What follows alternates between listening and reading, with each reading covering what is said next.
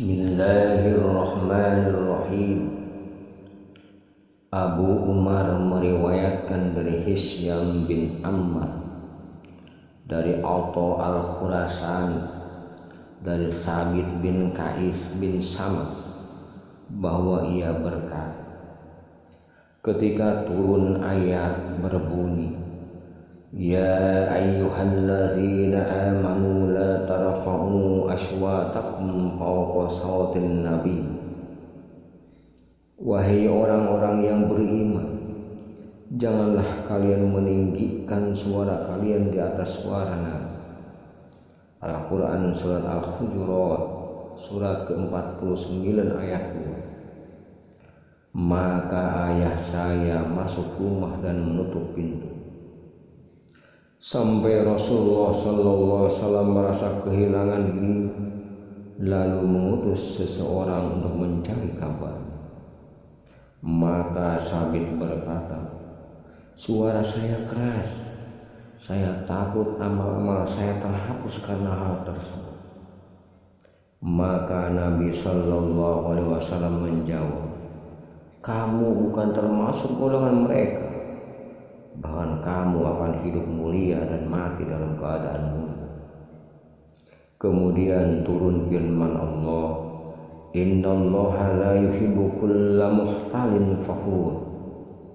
Sungguh Allah tidak suka kepada orang yang sombong dan membanggakan diri.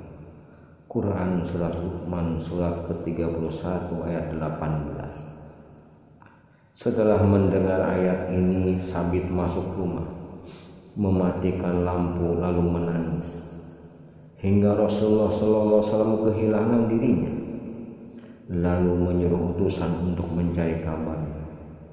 Kemudian Sabit berkata kepada Rasulullah SAW, wahai Rasulullah, saya ini menyukai penampilan yang indah dan saya ingin menjadi pemimpin kaum.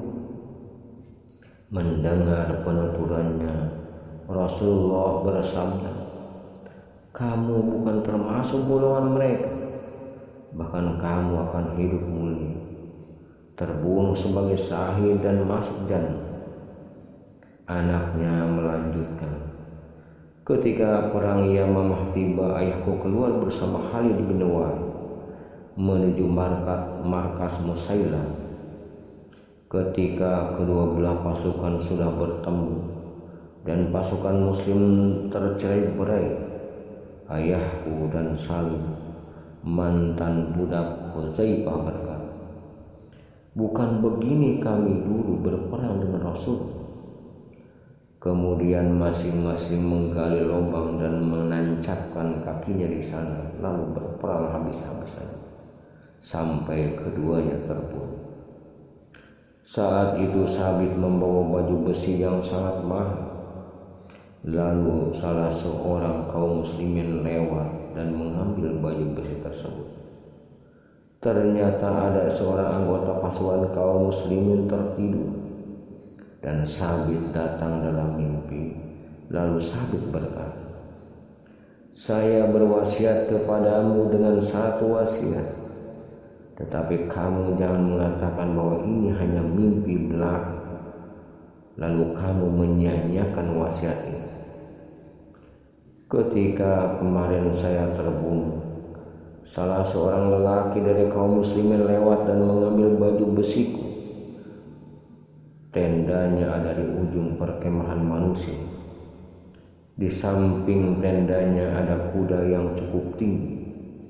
Baju besiku ditutup dengan periuk tanah. Di atas periuk itu ada seorang laki-laki. Maka datanglah kepada Khalid dan suruh dia untuk mengutus seseorang mengambil baju besiku itu. Dan jika kamu sudah sampai di Madinah dan bertemu dengan Khalifah Rasulullah SAW, Abu Bakar As-Siddiq, maka katakan padanya bahwa saya memiliki hutang sekian dan sekian. Kemudian bulan yang menjadi budak saya sudah saya merdekakan, begitu juga budak satu. Maka lelaki yang bermimpi tersebut menemui Khalid dan memberitahukan peristiwa itu. Lalu Khalid mengutus seseorang untuk mengambil baju besi itu. Ia juga menemui Abu Bakar dan memberitahukan isi mimpi tersebut. Maka Abu Bakar melaksanakan wasiatnya. Abu Amr berkata, saya tidak mengetahui ada orang lain yang dilaksanakan wasiatnya dengan mimpi setelah kematiannya selain Sabit bin Qais. Dalam riwayat di atas, Khalid, Abu Bakar As-Siddiq dan para sahabat lain sepakat untuk melaksanakan wasiat Sabit bin Qais dengan mengambil baju besi yang diambil salah seorang pasukan di antara mereka. Padahal pelaksanaan wasiat tersebut hanya berdasarkan mimpi salah seorang pasukan muslim lain yang turut serta berperang. Jika Abu Hanifah, Ahmad dan Malik membenarkan tuntunan salah satu penuntun dari pasangan suami istri dengan berdasar bukti berupa indikasi atau korena adanya mahar nikah, maka melaksanakan wasiat berdasarkan bukti berupa mimpi seperti atas lebih utama dilaksanakan. Abu Hanifah juga membenarkan penuntut yang menuntut tembok pembatas dengan bukit penguat berupa adanya batu bata yang menempel pada tembok. Kemudian batu bata tersebut terikat dengan tali pengikat kambing miliknya yang menyambung ke pekarangan rumah. Allah Subhanahu wa Ta'ala juga mensyariatkan pemberlakuan haid bagi istri berdasarkan sumpah suami dengan adanya tambahan bukti berupa indikasi atau karina yang ada pada istri, karena hal itu merupakan bukti kuat bahwa tuduhan suami benar. Lalu dari itu, dalam qasamah, syariat membenarkan untuk membunuh orang yang tertuduh membunuh seseorang berdasar sumpah dari pihak penuduh. Dalam hal ini adalah wali, karena adanya al-laus, yaitu indikasi berupa petunjuk atau tanda yang mengarah pada pembunuhannya adalah lelaki tersebut. Allah juga membenarkan perkataan penuntut dari pihak ahli waris yang menuntut harta anggota keluarganya yang meninggal ketika sedang bepergian atau safar. Hal mana sebelum meninggal ia mewasiatkan hartanya kepada dua orang non-muslim. Setelah itu ahli waris mendapat bukti atau al-laus bahwa kedua orang tersebut berbuat khianat. Kemudian pihak ahli waris bersumpah bahwa mereka lebih berhak atas harta tersebut.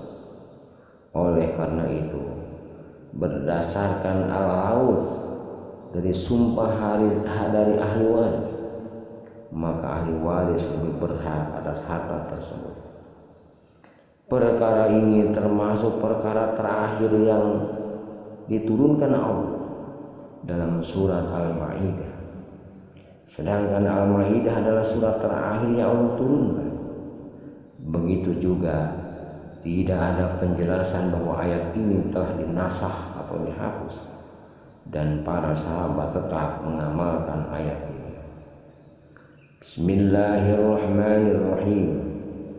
Ya ayyuhallazina amanu shahadatu bainikum idza hadara ahadukumul maut hina wasiyyati asnani zawa'ati minkum aw akharani min ghairikum in antum darabtum fil ardh fa asabatkum musibatul maut tahbisunahuma min ba'dis salawati fayuqsimani billah in irtabtum la nastari bihi samanan walau kana za qurba wa la naqtumu syahadata Allahu inna idzal laminal asimin fa in usiru ala annahuma istahaqqu isman fa akharani yakumani maqamahuma minal ladzina istahaqqu alaihimul awlayan fa yuqsimani billah la syahadatuna ahaqqu min syahadatihima wa ma'tadina inna idzal laminaz zalimin.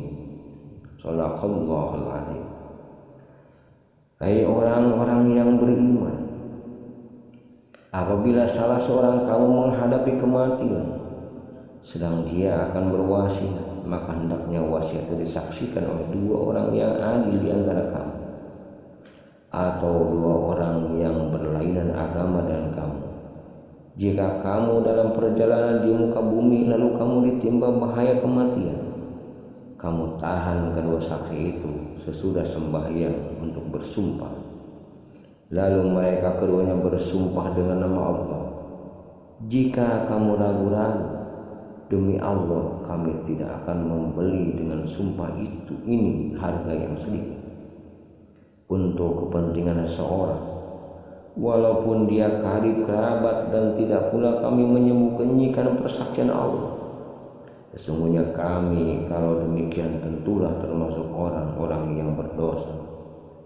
Jika diketahui bahwa kedua saksi itu membuat dosa, maka dua orang yang lain di antara ahli waris yang berhak, yang lebih dekat kepada orang yang meninggal atau mengajukan tuntutan untuk menggantikannya.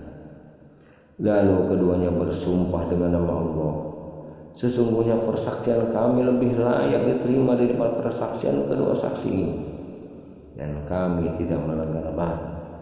Sesungguhnya kami kalau demikian tentulah termasuk orang yang menganiaya diri sendiri. Al-Quran Surah Al-Ma'idah surat kelima ayat 106 hingga 107. Ayat ini sekaligus menjadi dalil bahwa al-laut tetap digunakan sebagai bukti pembenaran dalam perkara harta.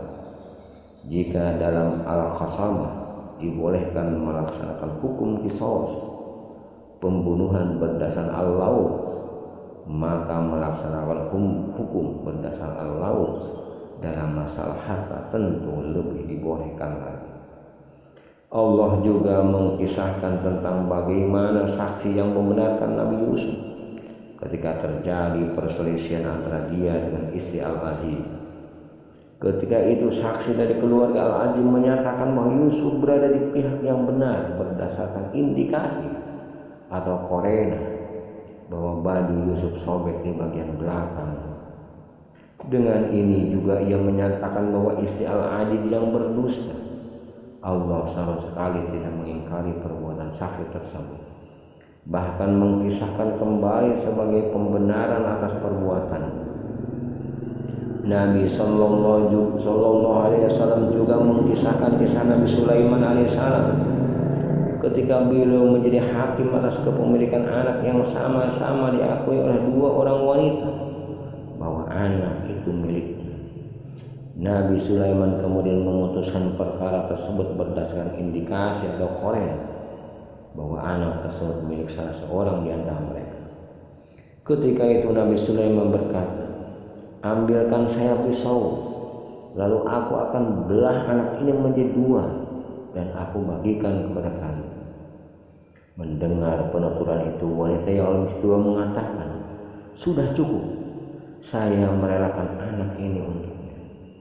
Sedangkan wanita yang satu berkata, jangan kamu belah, itu adalah anak ibu. Akhirnya Nabi Sulaiman menetapkan bahwa anak itu adalah milik ibu yang lebih tua. Berdasar rasa belas kasih dan sayangnya yang tumbuh dari hati kecilnya, sampai ia lebih merelakan anak itu untuk yang lain agar bayi tetap hidup dan ia tetap bisa melihat. Pembuktian perkara dengan indikasi atau korena tersebut menjadi bukti keadilan syariat Islam dan bahwa syariat menetapkan penetapan hukum dengan cara tersebut dan membenarkannya. Bukankah dalam Al-Qiyafah anak bisa menasabkan kepada bapaknya hanya berdasar indikasi atau korena adanya keserupaan antara organ tubuh seseorang yang diperkirakan bapaknya dengan anak tersebut. Semua pemaparan bukti-bukti di atas adalah sebagai bukti pendukung bahwa wasiat Sabit bin Qais dan Auf bin Malik bisa dilaksanakan meskipun itu adalah mimpi. Bahwa mimpi tersebut lebih kuat dari sekedar bukti kepemilikan tembok pembatas berdasarkan adanya tali pengikat kambing yang terikat ke tembok tersebut. atas kepemilikan perabot rumah tangga kepada salah satu dari suami atau istri berdasar kelayakan salah satunya. Hal ini sangat jelas. Akal dan fitrah manusia tentu menjadi saksi atas kebenaran, dan segala petunjuk hanya milik Allah Subhanahu wa Ta'ala. Lebih dari itu semua, maksud pembahasan ini adalah untuk menegaskan bahwa jika masalah yang sedetail ini saja diketahui maya, seperti wasiat dan sebagainya, apalagi hanya ziarah seseorang, ucapan salam atau doa dari orang yang hidup kepadanya, tentu ia lebih mengetahui lagi. Wallahu a'lam bishawab.